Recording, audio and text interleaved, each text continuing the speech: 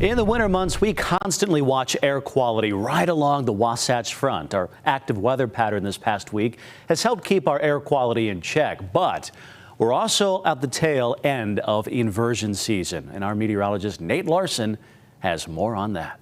Views of the Salt Lake Valley from the trailhead of Enzyme Peak are stunning when the air is clear and look like this during a strong inversion. In the wintertime, when you're in really inversion conditions, right, that low sun angle and short days, you just can't heat things up. So you're going to get really cold air that's just going to be persistently stuck near the ground. Warmer air moving over the cold pool in the valley acts like a lid and traps pollution in with it. We've seen poor air quality days this winter, but it really hasn't gotten out of hand. One of the things that tends to help inversion stick around is snow on the ground and cold temperatures. And we haven't had a lot of snow stuck on the ground in the valleys. And that has made the inversion periods we've had seem a little bit weaker and maybe not persist as long as they might have. And even though temperatures are still cold this time of year, temperature inversions, they're less common. Mid-February into early March, we really start to see that kind of transition out of the inversion season, just anecdotally.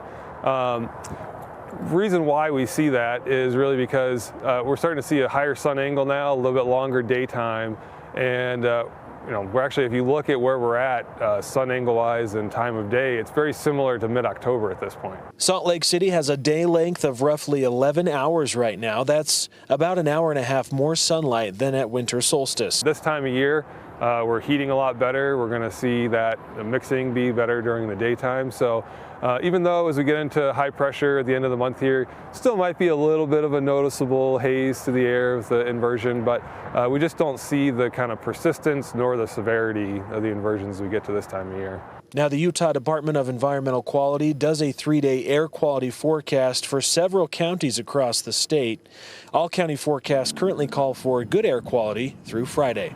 In Salt Lake City, Nate Larson, ABC 4 News.